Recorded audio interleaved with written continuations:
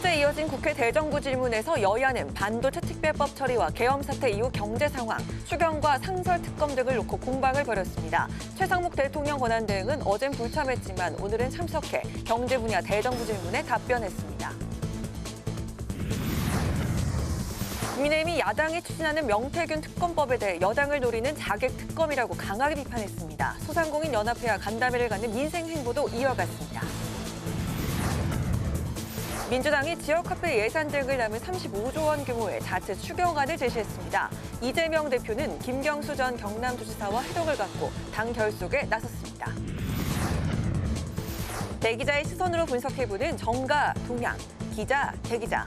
오늘 탄핵 심판 8차 변론이 열린 가운데 증인으로 출석한 조태용 국정원장과 조성현 수방사 경비단장이 핵심 쟁점에 대해 어떤 입장을 밝혔는지 살펴봅니다.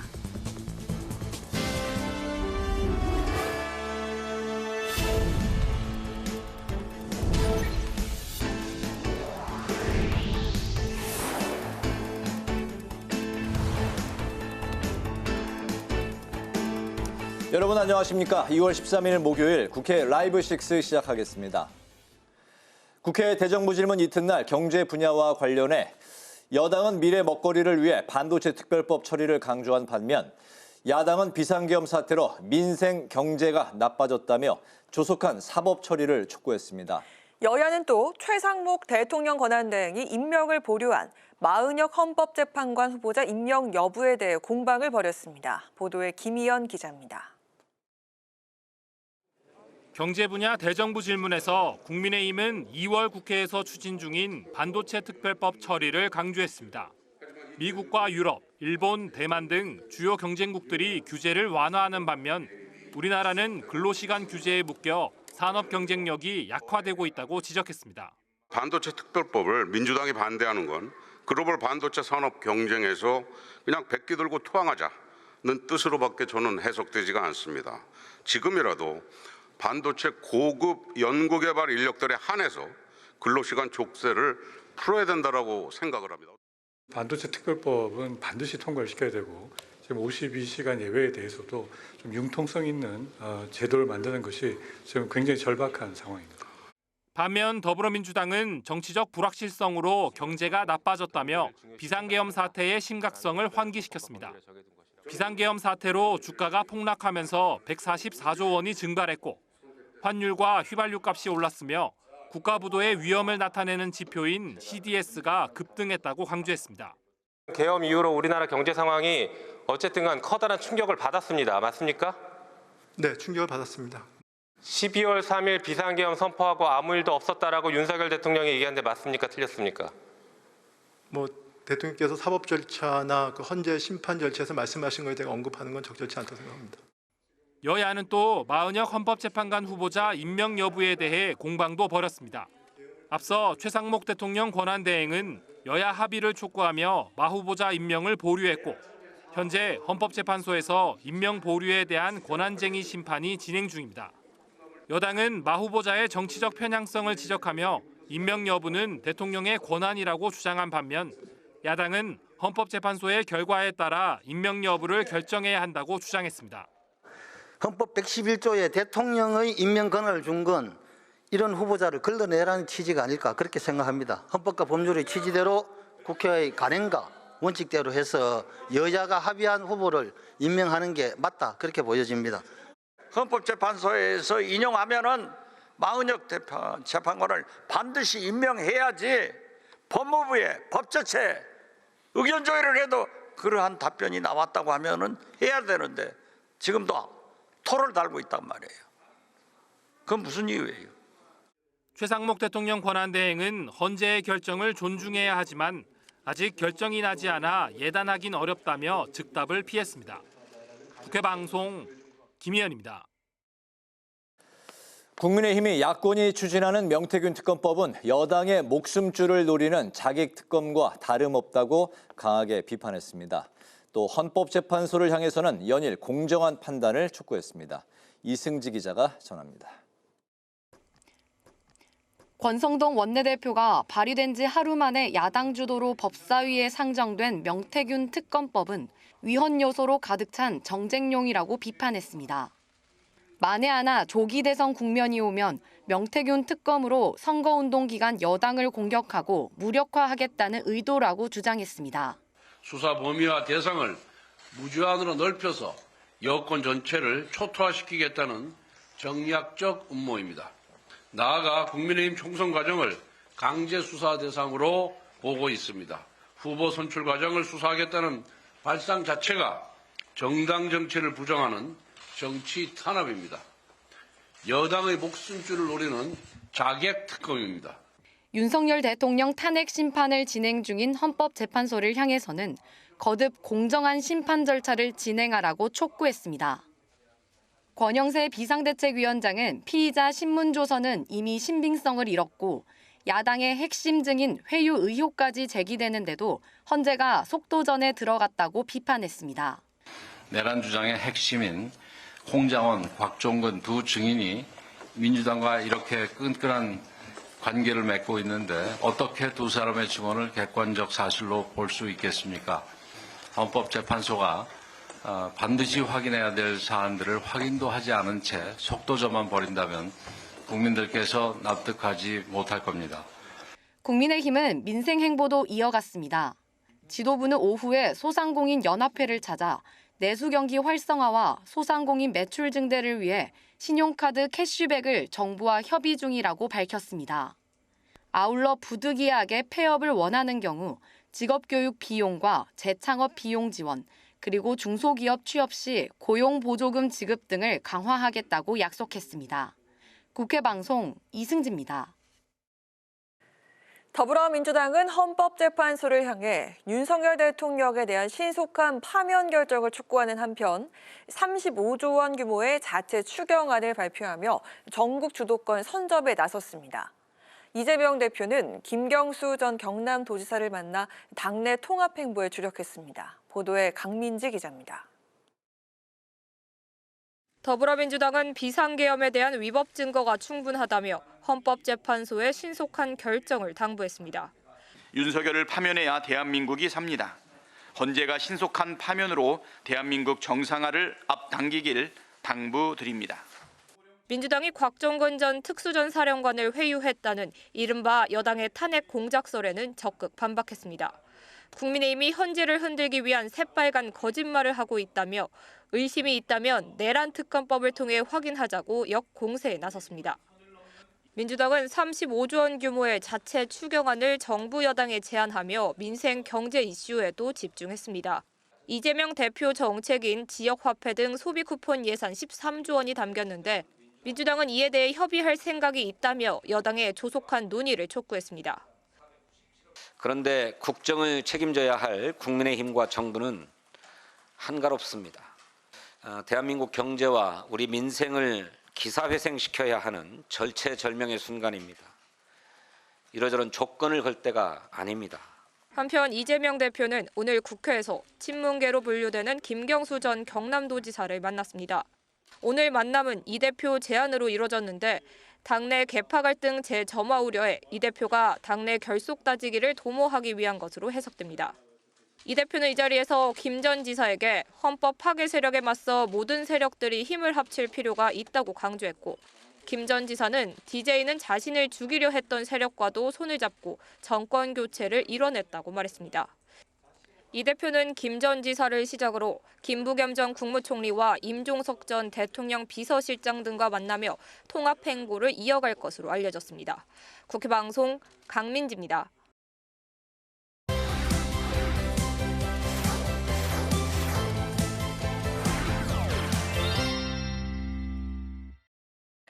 이슈픽 천지원 개건 기자와 함께 어제부터 진행 중인 국회 대정부 질문에 대해서 짚어보도록 하겠습니다. 천 기자 안녕하세요. 안녕하세요. 네, 비상계엄 이후에 처음 열리는 대정부 질문입니다. 어젠 정치와 외교 그리고 통일과 안보 분야에 대한 국회 질의가 있었는데요. 이 비상계엄 이전과 달라진 부분이 있었을까요? 어떻습니까? 일단 국무위원 자리에 이 장관보다 직무대행 차관들이 더 많았습니다. 이 한덕수 총리와 박성재 법무부 장관은 이 탄핵으로 직무가 정지됐죠. 이 국방부 장관과 행안부 장관은 공석입니다. 이 모두 비상계엄 이후 탄핵되거나 사의를 표명했습니다. 이 조태열 외교부 장관과 김영호 통일부 장관만 자리를 지켰는데요. 이 국무총리 대행도 맡고 있는 최상목 대통령 권한대행이 어제는 불참을 했습니다. 이 명확한 이유를 밝히진 않았는데 이 비슷한 시간 국정 현안과 경제 관련한 이 장관 회의를 잇따라 열었습니다. 이 민주당은 인사권마저 선택적으로 행사하더니 이젠 국회 출석까지 선택적으로 행사하냐며 날을 세웠습니다. 이 어제 열린 대정부 질문에선 여야 간 고성과 소란이 끊이질 않았습니다. 이 급기야 우원식 국회의장과 주호영 국회 부의장이 거듭 자제를 당부하기도 했는데요. 이 한 민주당 의원은 국민의힘을 향해 내란 동조 정당으로 해산되고 싶지 않으면 선을 넘지 말라고 경고했는데 이 국민의힘 의원들이 사과하라며 거세게 반발했습니다. 이 국민의힘은 곽종근 전 특전사령관에 대한 민주당의 회유 의혹을 제기했는데요.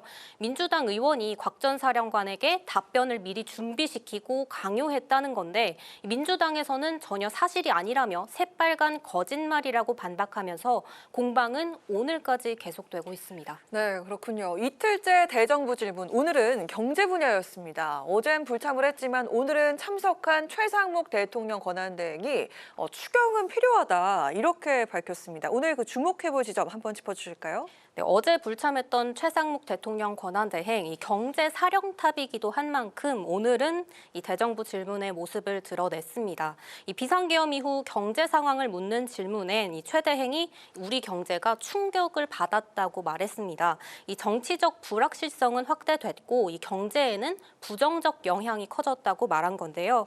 이 여야는 반도체 특별법과 추경, 상설특검 등에 대해 질의를 이어갔는데요. 2월 국회 내에 반도체 특별법 통과를 추진하고 있는 국민의힘은 안덕근 산자부 장관에게 입장을 물었는데 안 장관, 이 주 52시간 예외에 대한 융통성 있는 제도를 만드는 것이 절박한 상황이라며 국회 통과를 재차 요청했습니다.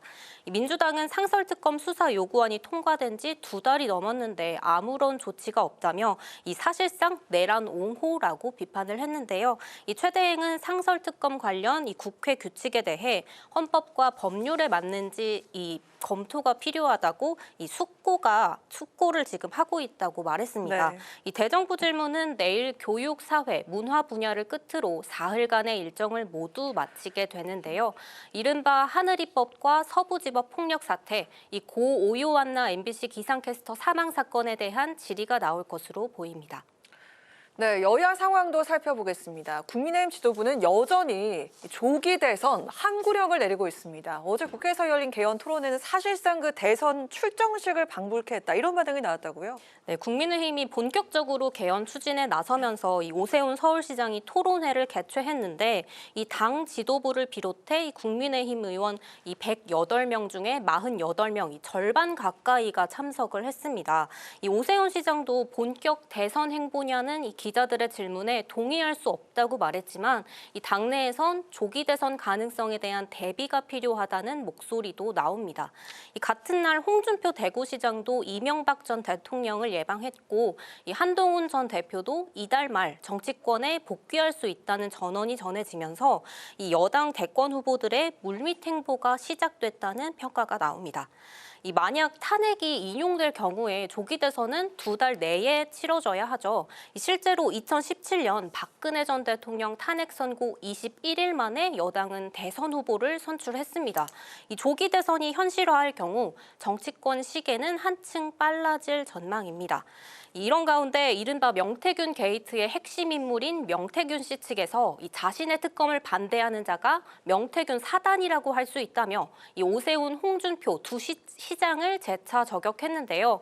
이 국민의힘은 명태균 특검법이 여권 전체를 초토화시키려는 자객 특검이라면서 강하게 반발하고 있습니다.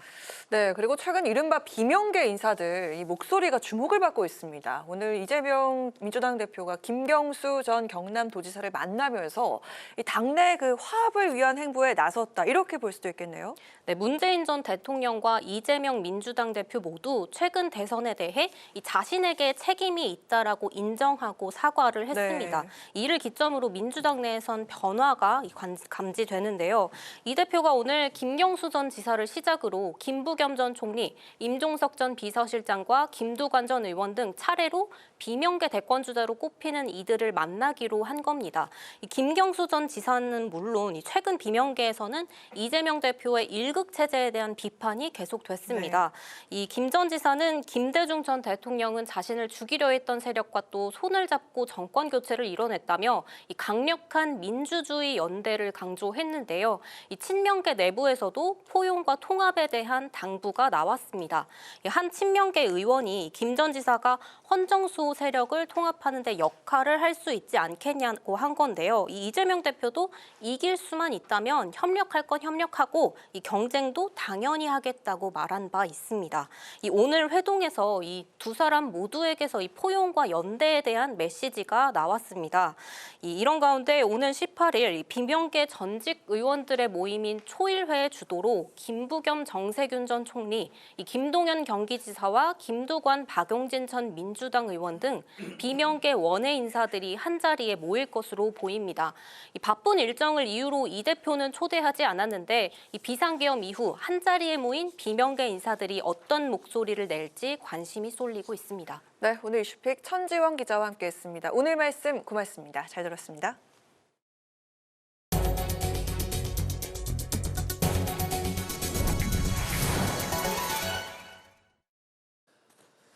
이달 말까지로 활동이 연장된 국회 내란 혐의 진상규명 국정조사 특위가 오는 21일과 25일 두 차례 더 청문회를 열기로 했습니다.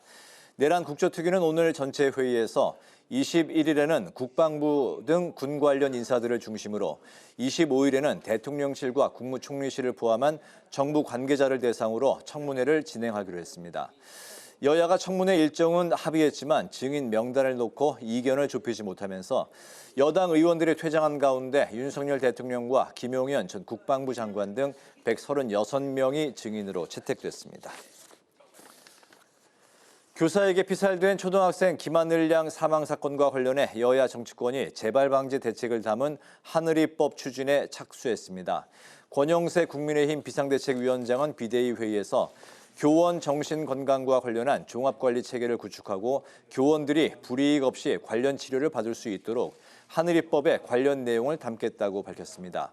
국회 교육위 소속 문정복 더불어민주당 의원도 당 정책조정회의에 참석해서 정신질환 교원의 복직 절차를 엄격하게 강화하는 내용 등으로 법안을 개선하겠다고 말했습니다.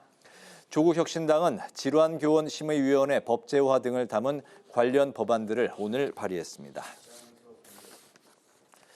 국민의힘이 이재명 민주당 대표가 제안한 국회의원 국민소환제는 이 대표의 정적 제거 수단으로 전락할 가능성이 높다고 주장했습니다. 권성동 원내대표는 비대위 회의에서 이 대표가 개딸들을 동원해 국민소환제를 여당과 비명계 의원들을 숙청하는 도구로 사용할 것이 뻔하다고 말했습니다. 특히 국회의원은 헌법상 4년 임기가 명시돼 있고 임기를 제한하는 단서 규정도 없기 때문에 의원 소환제 자체가 위헌이라며 개헌 없이는 불가능하다고 지적했습니다.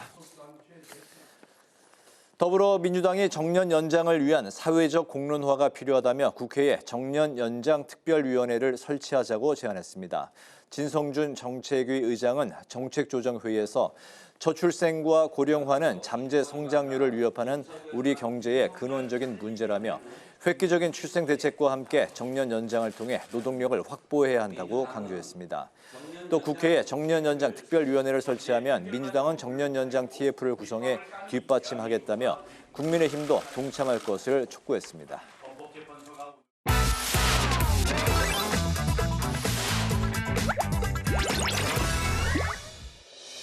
2월 13일 강아랑이 전해주는 정치권의 뜨거운 말말말 강아랑의 정치랑입니다. 오늘 첫 번째 주제는 변론 막바지입니다. 오늘 윤 대통령 탄핵 심판 8차 변론기일이 열린 가운데 헌재가 오늘 18일로 추가 변론기일을 지정했습니다. 이로써 탄핵 심판에 대한 결론 또한 임박한 것으로 예측되고 있습니다. 전반적으로 헌법재판소가 워낙에 속성으로 예. 졸속으로 지금 진행하고 있는 것은 우리 국민들께서 보시는 바와 같기 때문에 더 길게 가려고 해도 예. 재판관들이 맞고 쓰는 것 같습니다. 변론기일, 심리시간 등에서 공정성 논란이 이어지지 않도록 절차적 하자를 없애야 한다는 주장 속 국민의힘 역시 어제 헌재를 항의 방문하는 등 편파성과 불공정성을 연일 강조하면서 비판을 이어가고 있습니다.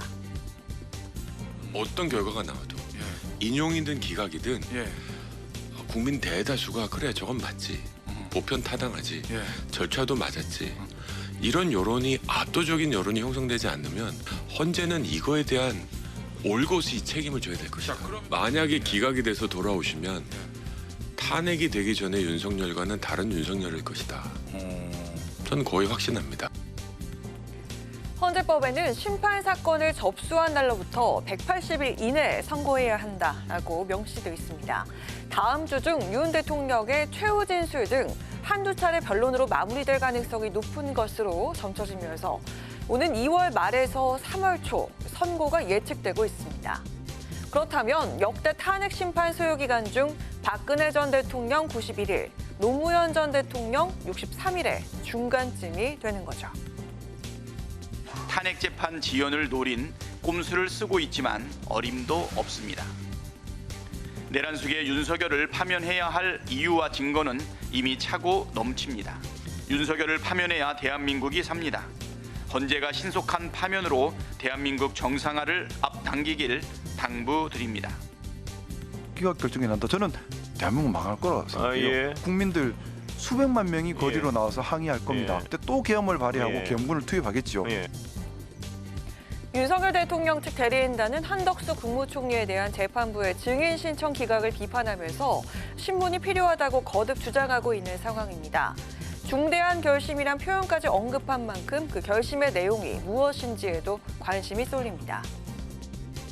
너무 속도전보다는 사실은 정말로 중요한 역사에 남을 것이기 때문에 하시고 싶은 말씀이 대통령이나 또는 변호인단에서 있다고 한다면 모두 다 듣고 기록에 남기고 그것을 기준으로 해서 판단하는 것이 맞지 않겠습니까?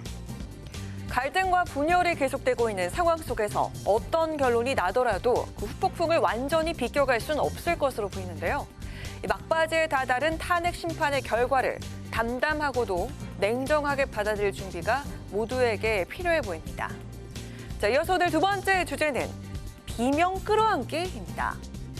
오늘 오후 민주당 이재명 대표가 친문계 적자로 불리는 김경수 전 경남지사와 국회에서 회동을 가진 가운데 이 대표의 비명계를 향한 손내밀기이자 본격적인 통합 행보가 시작됐다는 해석이 나옵니다. 헌법 질서를 수호하기 위한 우리 민주개혁세로 어떤 통합, 여기에 역할이 좀 있어야 되지 않겠나는 생각을 합니다. 조기 대선까지 염두에 두고 그런 것 아니고요. 거기에는 통합과 연대가 있는 거죠. 민주당을 사랑해 주신 국민들께 안정감을 드리고 또 희망도 드리고 하는 모습이 될 거라고 보고 있습니다.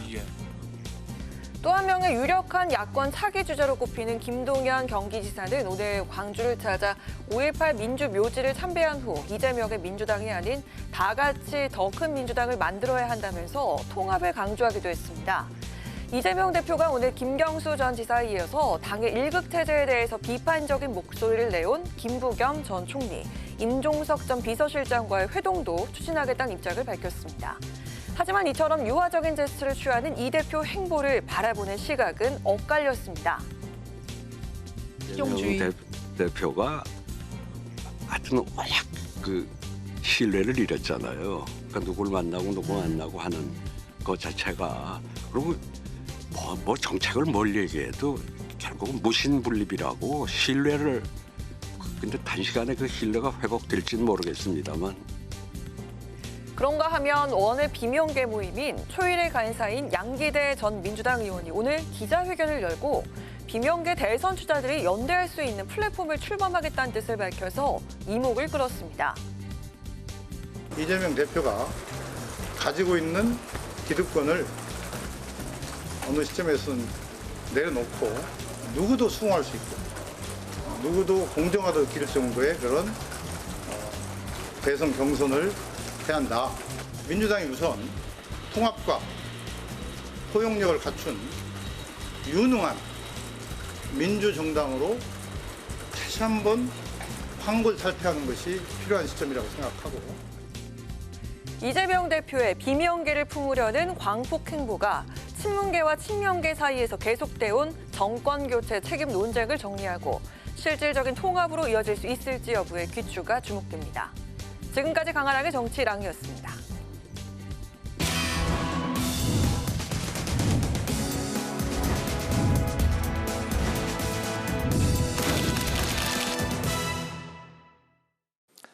네, 정치권 동향을 대기자의 시선으로 짚어보는 기자 대기자 시간입니다. 최병묵 전 TV조선 해설위원, 성환영 한겨레 신문 선임 기자 두 분과 함께하겠습니다. 반갑습니다. 어서 오십시오. 안녕하세요. 네, 오늘 최 의원님께서 발제해 오셨죠. 네, 오늘 있었던 일이요. 윤석열 대통령 탄핵 심판 8차 변론이 있었고요. 그다음에 민주당에서 명태균 특검법을 법사위에 회부하는 일이 있었습니다. 이 두 가지 현안을 살펴보겠습니다. 네, 말씀하신 대로 오늘 윤석열 대통령의 탄핵 심판 8차 변론이 열렸습니다. 조태영 국정원장, 조성현 수방사 경비단장 등이 증인으로 출석했는데 국회의원 체포조 의혹, 그리고 운영 의혹, 그리고 수방사의 국회 진입 목적에 대한 집중 질의가 이어졌습니다. 8차 변론 어떻게 보셨는지 궁금한데 그 전에 조금 전에 9차 변론 기일이 잡혔다는 그 속보가 전해졌습니다. 2월 18일 오후 2시, 현재는 양쪽에 2시간씩 입장을 정리할 시간을 주겠다, 이런 입장도 밝혔습니다. 18일이면 이제 다음 주인데요. 아무튼 이게 뭐 최종이 될 것 같다는 그런 이야기들이 나오고 있습니다. 먼저 8차 변론 어떻게 보셨는지 성 의원님부터 들어볼까요? 글쎄요, 오늘 조태영 국정원장이 근데 그렇게 직접 증인은 아닌 것 같아요. 네. 홍장원 1차장이 체포 관련해서 윤석열 대통령한테 싹 다 잡아들여라 이런 지시를 받았고 방첩사령관한테 이제 명단을 받았다, 네. 불러주는 걸 받아 적었다, 뭐 이런 취지를 이제 그게 아니다. 이게 윤석열 대통령 쪽에서는 홍장원 1차장이 허위다, 이제 이걸 입증하고 싶어 했는데, 그렇다고 이게 조태영 원장이 난 그런 보고 받은 적도 없고 난 잘 모르겠다 이런 거지. 뭐 그런 게 없었다라고 또 확인을 해준 것도 아닙니다. 그래서 뭐 뚜렷하게 뭐가 있었던 건 아니고요. 네. 김봉식 서울경찰청장, 이분은 이제 조지호 경찰청장하고 같이 개업 몇 시간 전에 삼청동 안가에 가서 윤석열 대통령한테 좀 얘기를 들은 게 있죠. 그래서 지금 내란 주요 종사자 혐의로 지금 구속된 상태일 겁니다. 그래서 뭐 이분도 뭐 이런저런 지시받은 내용 그 전에 좀 언론에 나왔던 거를 좀 확인해주는 그런 수준이었던 것 같고요. 네.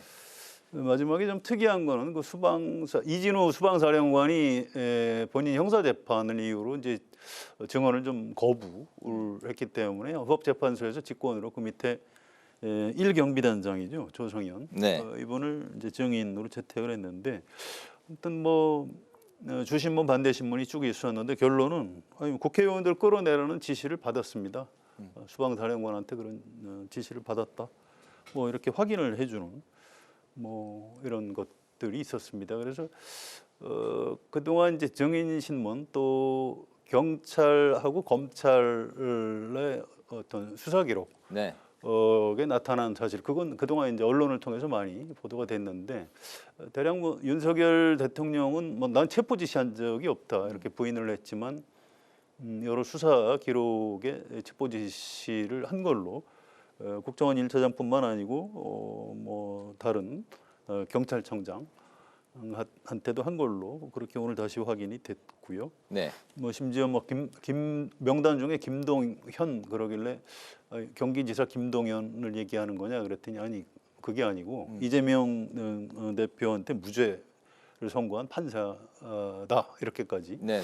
뭐 그런 진술이 이미 언론을 통해서 나왔죠. 또 이진우 수방사령관도 마찬가지입니다.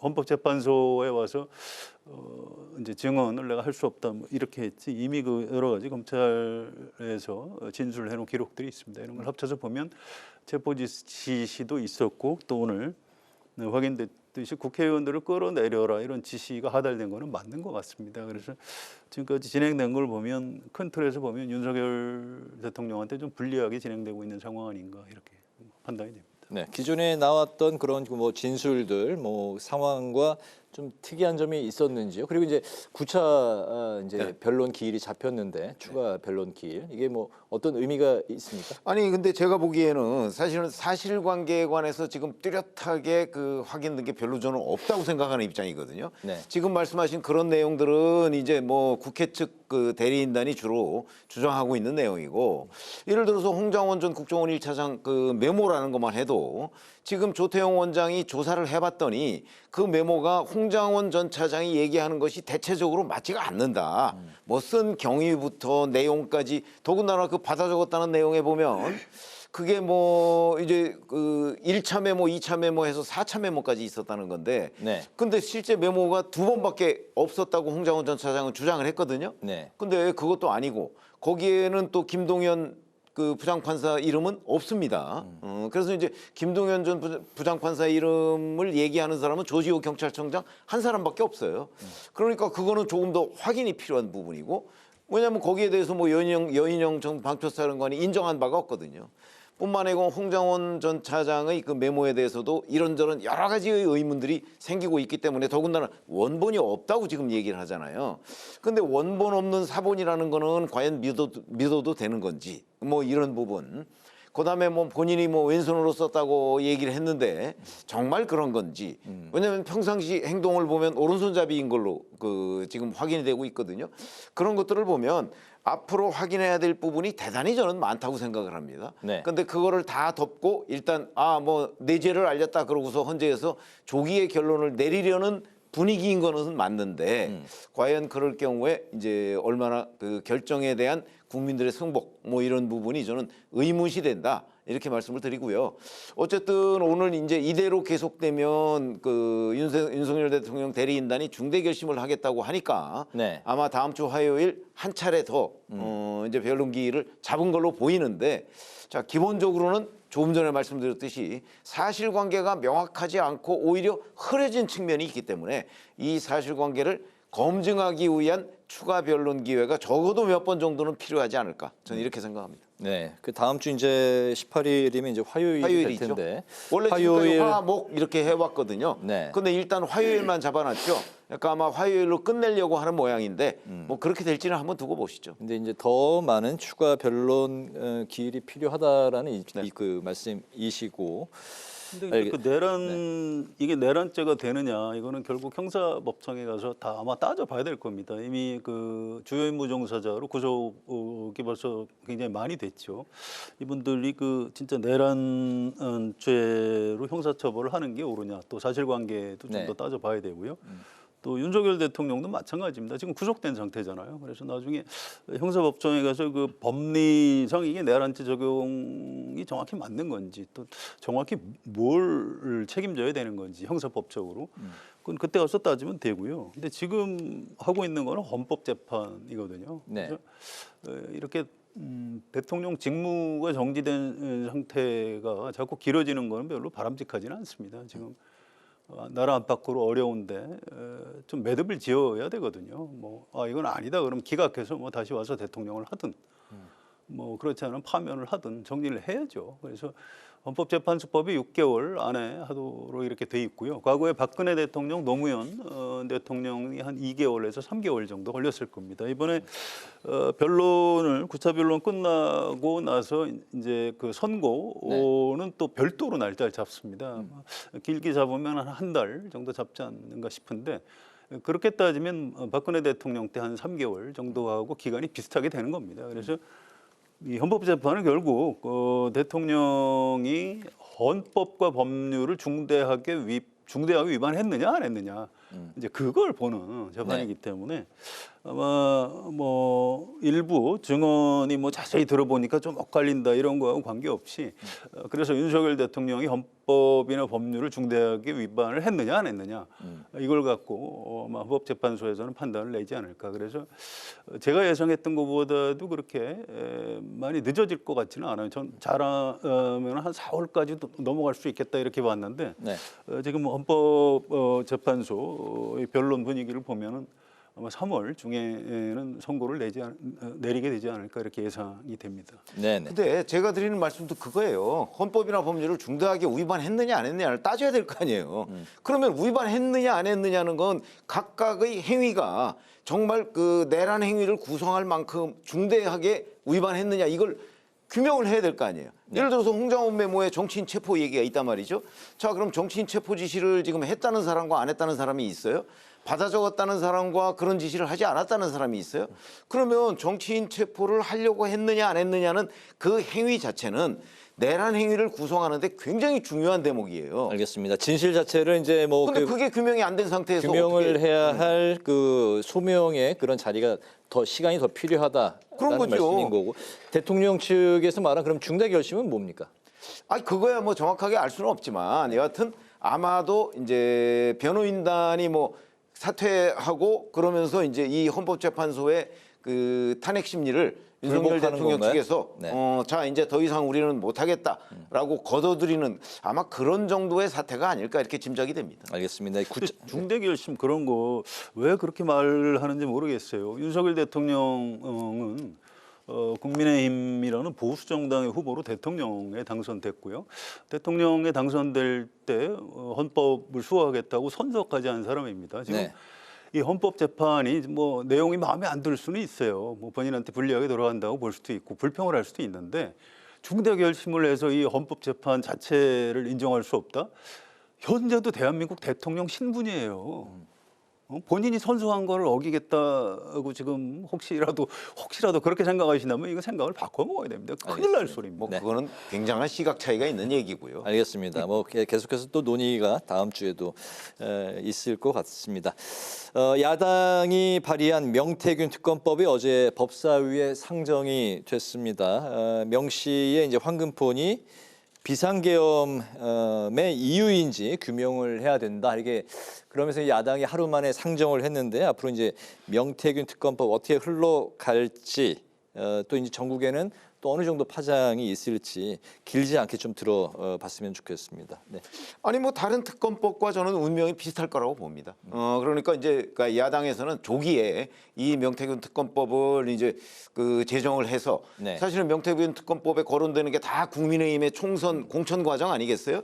그리고 거기에 이제 명태균 씨가 뭐 오세훈 서울시장이나 홍준표 대구시장이나 아니면 뭐 국민의힘 이준석 저 개혁신당의 이준석 의원, 김종인 전 비대위원장 뭐 다 친하다, 뭐 같이 뭘 했다, 뭐 이렇게 주장을 하고 있으니까 민주당으로서는 명태균 특검법을 그 발동해서 수사를 시작할 때 전혀 우리한테는 피해가 없다 이렇게 생각할 거거든요. 그러니까 국민의힘에 타격을 가할 수 있을 것이다. 특히 차기 주자 후보군들한테 아마 이렇게 판단을 한 정치적인 목적이 크다고 저는 생각을 합니다. 네네. 어떻게 흘러갈 것 같습니까? 이게 그 사실은 윤석열 대통령이 비상계엄을 한 배경 중에 하나가 이 명태균 사건이 있는 것 아니냐, 뭐 이런 생각을 할 수밖에 없는 거죠. 그래서 규명을 해야 되는데 이게 검찰에서 그동안 수사를 얼마나 과연 철저히 했는지 조금 미진하다고 보입니다. 왜냐하면 당사자 명태균 씨가 나 이거 특검 수사 받게 해달라. 그동안 검찰 수사 엉터리다 이렇게 주장을 하고 있어요.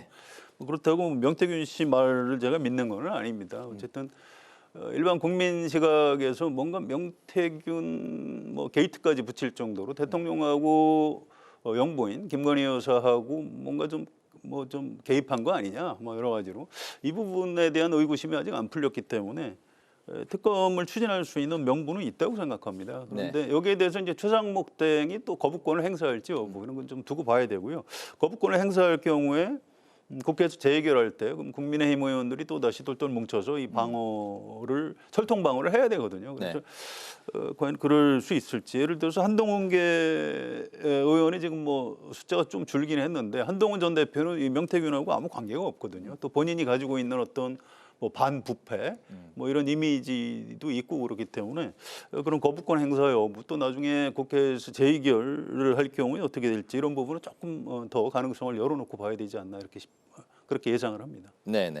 여야가 이제 조기 대선이 만약에 있다면 조기 대선 이후에 이 특검법 그 수사를 시행하는 쪽으로 합의를 할 수도 있다. 뭐 여러 가지 이야기가 나오고 있습니다. 어쨌든 명태균 특검법이 어떻게 흘러갈지 뭐 앞으로 계속해서 좀 살펴보기로 하고 국민의힘이 이제 공식적으로는 조기 대선 가능성에 이제 선을 긋고 있지만 당내 잠룡들은 조심스럽게 또 이제 움직임을 시작하고 있는 것 같습니다. 오세훈 서울시장, 원희룡 전 장관, 홍준표 시장 뭐 등등이 그런 행보에 나서고 있는 걸로 보이는데요. 예, 어떻게 보십니까?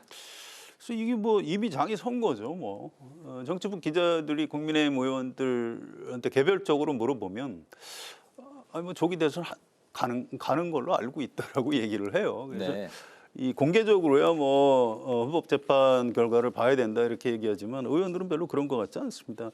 그러니까 윤석열 대통령하고 이별을 할 준비를 하고 있는데 이별에도 예의가 필요하다 이제 이런 정도 얘기를 하고 있고요. 대선 주자들은 이미 다 움직이고 있습니다. 여론조사에서 현재 좀 지지도가 높은 사람들이 김문수 장관, 홍준표 대구시장, 또 오세훈 서울시장 이 세 분이 3강 구도로 지금 앞서가고 있는 것 같고요. 그 뒤에 이제 뭐 유승민, 안철수, 원희룡 이런 분들이 좀 따라가는 이런 모양새인 것 같습니다. 결국은 김문수, 홍준표, 오세훈 이 세 분 중에 한 분이 국민의힘 후보가 돼서 조기 대선을 치르게 되지 않을까 이렇게 예상을 합니다. 네, 준비하는 이별의 수순을 밟고 있다. 글쎄 뭐 그렇게 단정적으로 얘기하기는 쉽지가 않은 상황이죠. 그러나 실질적인 준비는 하고 있을 겁니다. 어차피 두 가지 중에 하나 아니겠어요? 헌재에서 기각이 되거나 인용이 되거나. 뭐 기각이 되면 뭐 그동안에 준비한 것이 이제 수포로는 돌아가겠지만 뭐 그렇다고 해서 뭐 엄청난 피해가 생기는 거 아니잖아요. 그러니까 두 가지의 가능성에 국민의힘은 다 대비를 해야 되는데 문제는 지금 이제 조기 대선에 너무 이렇게 표시가 나게 하면 마치 윤석열 대통령의 탄핵 인용을 여당 내에서 기정사실화하는 것 같은 좀 눈치가 배우는 측면이 있어서 공개적으로 못할 뿐이지 실질적으로는 두 가지 가능성에 다 대비하고 있는 것이다. 그 얘기는 곧 뭐 이제 기각이 되면 뭐 그건 아무 문제가 없었던 것처럼 원위치되는 거고 만약에 인용이 된다면 이제 준비하던 것을 이제 현재와 이렇게 공개하면 되는 거거든요. 그렇기 때문에 준비를 안 할 수가 없는 겁니다. 그래서 아마 물밑에서 하고 있는 거고 지금 이런 것들은 마치 그 조기 대선 준비인 듯 아닌 듯 뭐 약간 이런 딜레마의 과정이다 이렇게 생각하시면 될 것 같습니다. 네. 두 분이 비슷한 듯 조금 다른 그런 말씀을 하신 것 같습니다. 어쨌든 뭐 조기 대선 가능성이 적지 않은 그런 상황에서 당내에서 준비를 또 안 할 수도 없는 그런 분위기겠죠. 알겠습니다. 민주당 상황도 좀 살펴보면 이재명 대표가 이제 최근에 비명계 주자들과 연쇄 회동에 나서고 있는 상황.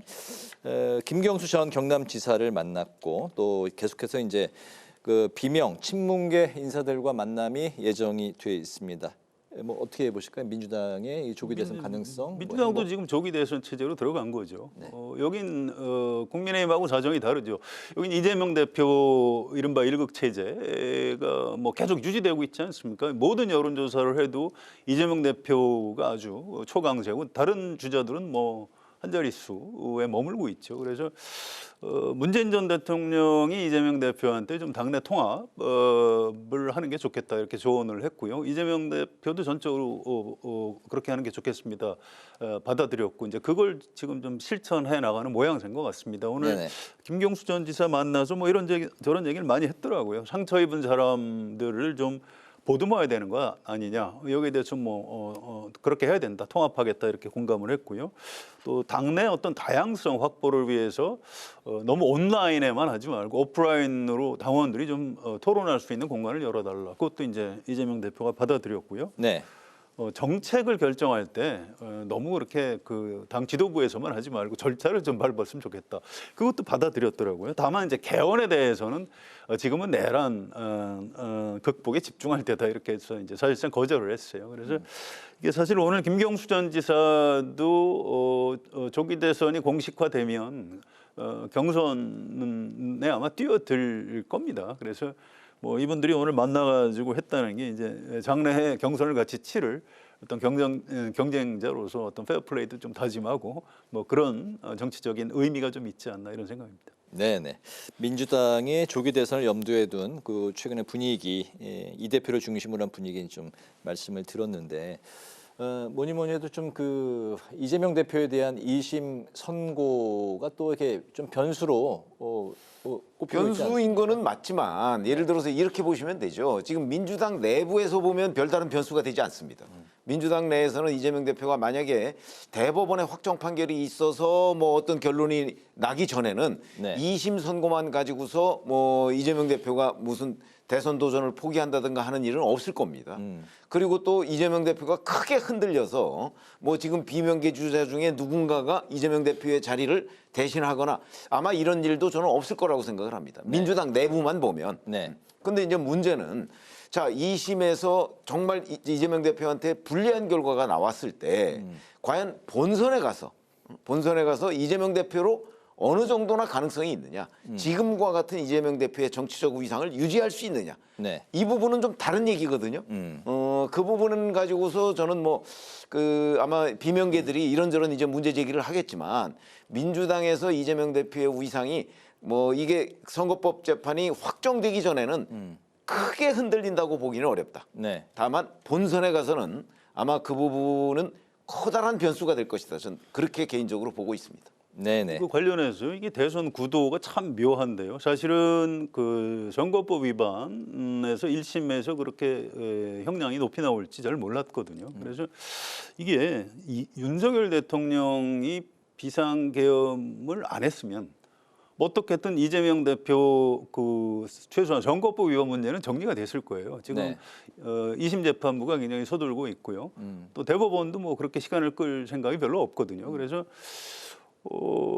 뭔가 사법 리스크를 이재명 대표가 극복을 하든 못하든 거기서 매듭이 좀 지어졌을 텐데 윤석열 대통령이 비상계엄하고 조기 대선되는 바람에 이재명 대표의 대선 조기 대선 출마를 오히려 윤석열 대통령이 도와주는 지금 모양새가 좀 이렇게 돼 있습니다. 최종심 전에 어쨌든 조기 대선이 있다면 뭐 열릴 가능성이 이제 높은 지금 현재로서는 그 가능성이 꽤 크죠. 여야가 다 그렇게 대비하고 있고요. 그 전까지는 이재명 대표를 윤석열 대통령이 좀 도와주는 대선 구도에서는 그 묘한 그런 뒷맛이 좀 있는 것 같습니다. 알겠습니다. 마지막 이슈 좀 길지 않게 들어봤으면 좋겠는데요.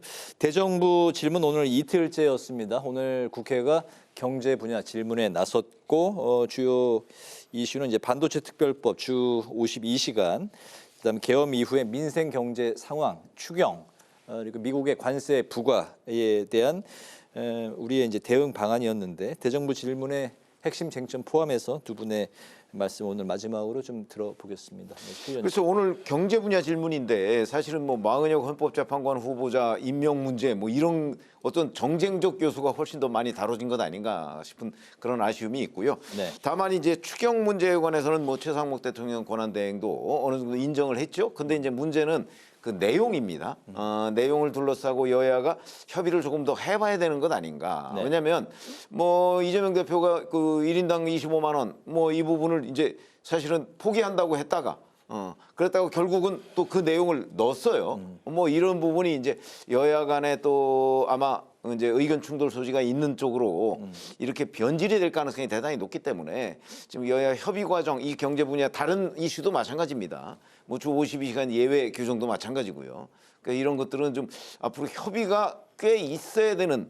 그러니까 오늘 대정부 질문에서 나온 얘기만 가지고서는 그 결론을 예측하기가 매우 어려운 상황이 됐다 이렇게 생각합니다. 네, 사실 뭐 국민들한테 현재 가장 중요한 거는 민생과 뭐 경제 아니겠습니까? 오늘 대정부 질문이 굉장히 중요한 뭐 포인트가 됐을 수도 있었는데. 그러니까 질문 자체에서 뭐 우리가 뭘 건질 수는 없는 거고요. 이걸 계기로 이제 여야가 추경 같은 합의를 좀 했으면 좋겠는데 이게 민주당에서는 지역화폐 13조가 이게 사실상 협상용이다 이렇게 아예 얘기를 하고 있어요. 네. 그런데 국민의힘 쪽에서는 어떤 사정이 있는지 잘 모르겠는데요.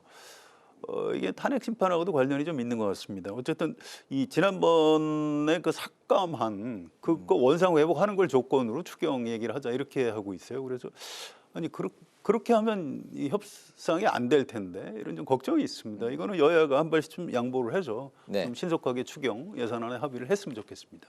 알겠습니다. 뭐 국민의힘의 입장도 협상용일 수 있으니까요.